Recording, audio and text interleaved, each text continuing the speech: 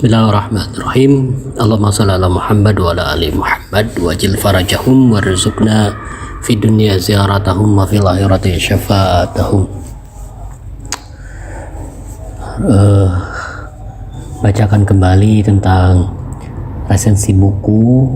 Buku ini adalah buku karya Allahyarham Dr. Jalaluddin Rahmat, Reformasi Sufistik halaman akhir Fikriyatir, yang penerbitnya adalah Pustaka Hidayah. Dan alhamdulillah buku ini juga sudah diterbitkan ulang dengan judul halaman akhir juga. Buku ini terbit tahun 1998, tebalnya 369, cukup tebal.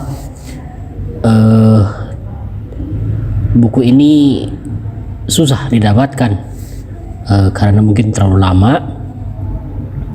Saya pun menemukan saat di pameran Braga Bandung sekira 5 tahun lalu, sudah pernah dibaca sampai tuntas, lalu kini dibaca lagi sampai tuntas. Sekarang berat saya membaca buku ini. Kini mulai menggerayangi rasa malas untuk menyelesaikan baca buku, karena tidak ada tuntutan dari hasil membaca sehingga tidak bersemangat untuk dituntaskan. Jadi banyak buku-buku yang dibaca hanya setengah jalan, setengah buku saja atau beberapa halaman kemudian simpan lagi. Hanya teringat dengan janji pada diri sendiri untuk membaca lagi buku Allahyarham dan diulas, maka kembali lagi dipaksakan untuk membaca. Dan ini pun bagian dari upaya untuk memaksakan.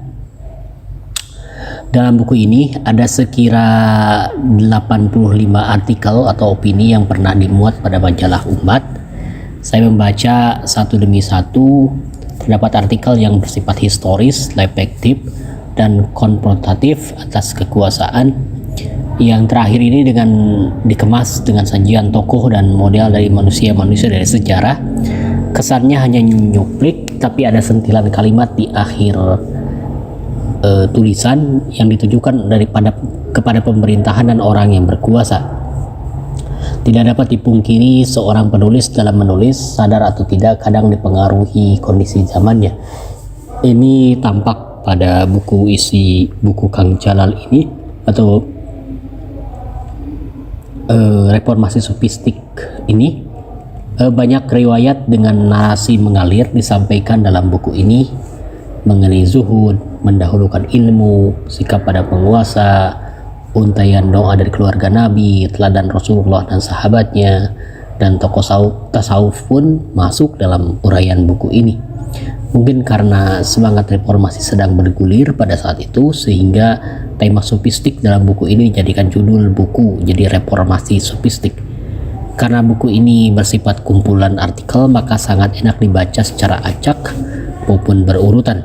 Saya pertama kali membaca buku ini acak saja. Jadi masuk halaman pertama, kemudian beres, lompat ke belakang, tengah, dan sebagainya. Kemudian membaca lagi secara berurutan dari halaman awal sampai akhir. Sangat mudah dicerna tulisannya dan tidak banyak istilah ilmiah. Coba saja dibaca, insya Allah banyak pengetahuan, banyak hikmah yang kita dapatkan dari kajian buku Reformasi Sufistik ini.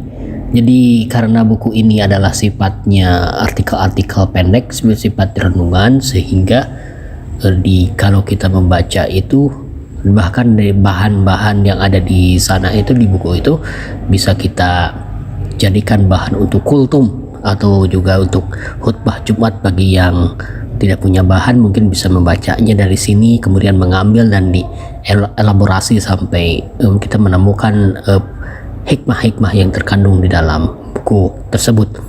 Oke, demikian resensi review singkatnya buku Reformasi Sufistik. Mudah-mudahan bermanfaat. Allahumma shalli ala sayyidina Muhammad wa ala ali sayyidina Muhammad wa ma taufiqi illa billah alaihi tawakkaltu wa ilaihi unib. Assalamualaikum warahmatullahi wabarakatuh.